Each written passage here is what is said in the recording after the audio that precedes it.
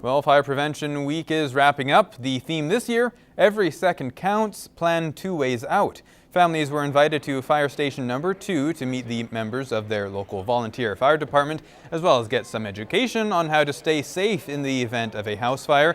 Fire Chief Jordan Newton explains that it's crucial to have and practice 2 escape routes. Fires grow exponentially over time, and that's why response times are so important to the fire department. So being able to react quickly if there ever is an emergency in your home is very important, as well as having a backup plan, a second way out, if you will. The department also conducted free door-to-door safety inspections at people's homes this week, a service they provide every second Monday. Just completed our inspections for the week, and we reached just about 500 homes this week, so it's been a great week for the fire department. Well, students at the Lloydminster Comprehensive High School are receiving another level of support this year thanks to the launch of a new program called iTime. As Michaela Henschel reports, the response has been positive from both faculty and students. Balancing schoolwork and a personal life can be stressful for students. This year, the Lloyd Comp scheduled in a 40-minute block every day to give students additional time for coursework. It's really designed to provide some increased ownership for student learning.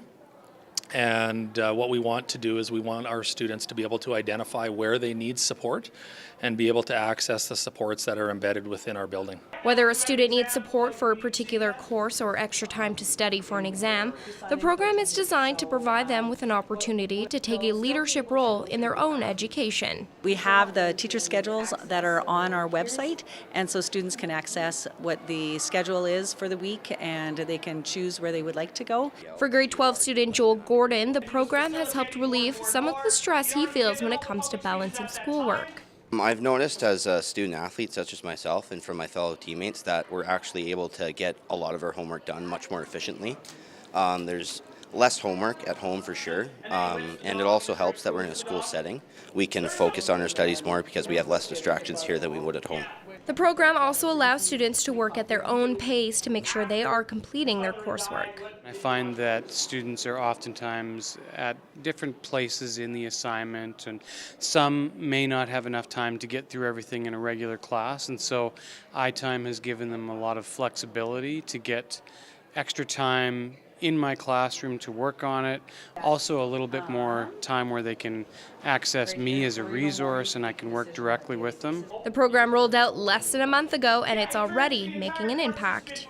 I've been able to reap the benefits already as a student. Michaela Henschel, Newcap News.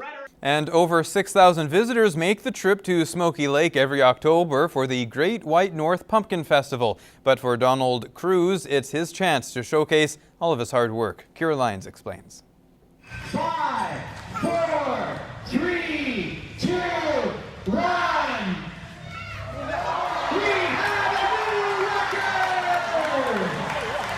Donald has been entering the pumpkin weigh-off for 16 or 17 years, and in his words, winning more than a couple. But giant pumpkins haven't always been Donald's passion and actually happened by chance. It's my wife's fault.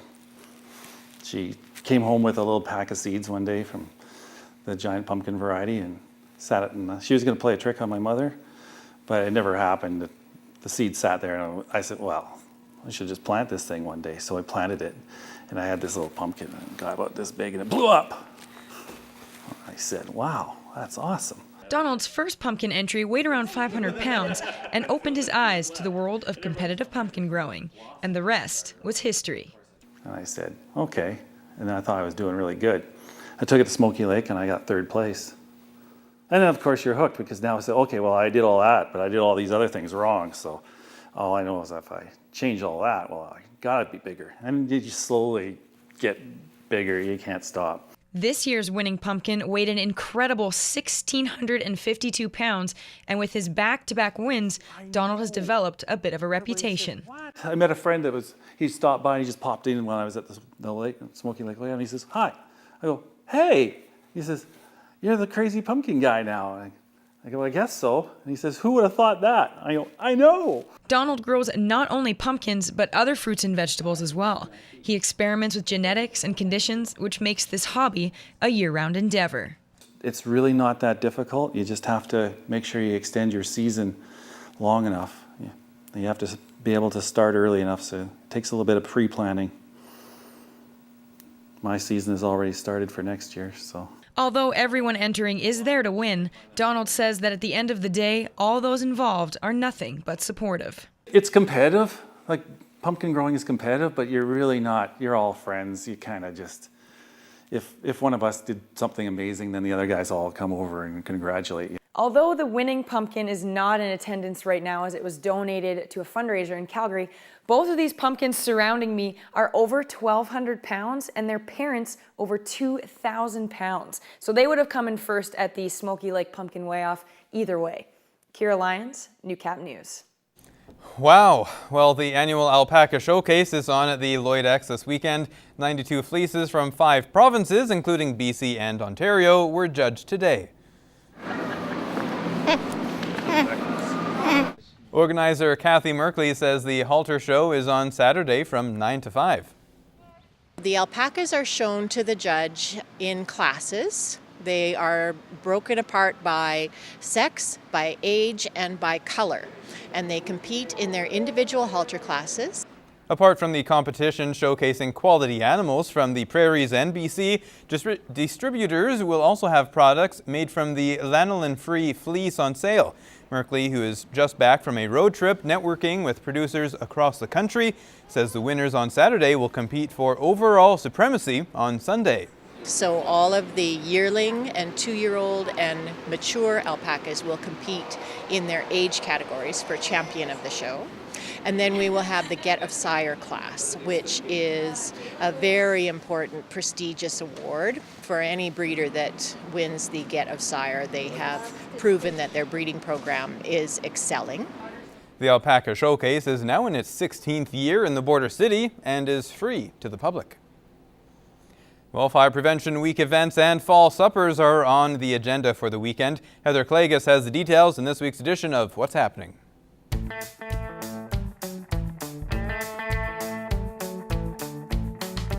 This week is Fire Prevention Week, and a number of fire departments in the area have been hosting special events, including one in Marwayne. Fire and Rescue Open House coming up tomorrow. You've got a chance to take a tour of the fire hall, check out their new truck. There's also going to be a bouncy house and a barbecue as well. Things get underway tomorrow morning at 11 and run until 2.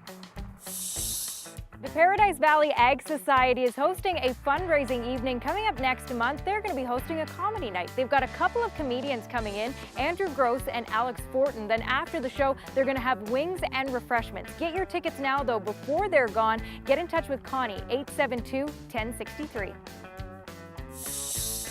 We want you to start your weekend by winning. We've got a copy of Easton Corbin's latest album. He's an up-and-comer in country music, and this one includes his hits Clockwork, Yup, and Guys and Girls. If you want a copy, all you have to do is email your name and daytime phone number to tvcontests@newcap.ca.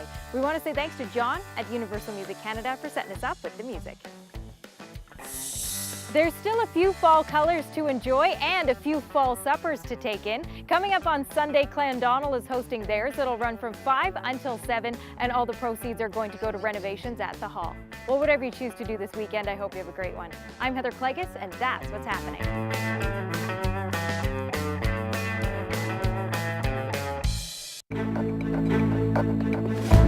This is Newcap Sports. Well, Bonnyville has always been a sports-centric town. It houses an AJHL franchise, 2 schools, and numerous football programs. As Lance Phillips explains, it's those football programs that will benefit the most from the town's latest facility. There's an immense amount of pride within the town of Bonnyville and its sports teams.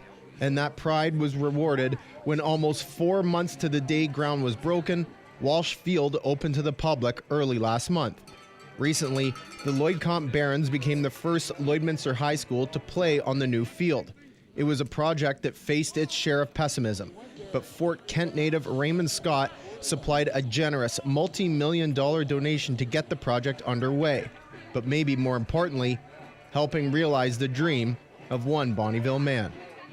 Most felt that there was no way a little town of Bonnyville could put a facility like this together, and he came to the plate and financially backed us, and the MD of Bonnyville had made mention a year earlier to me that if we found a financial backer and we worked on this lease agreement, that they would come to the plate as well, and they did.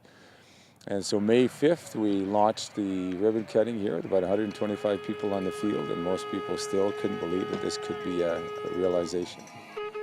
It means a lot for the community, but having a turf field, it helps in many other ways.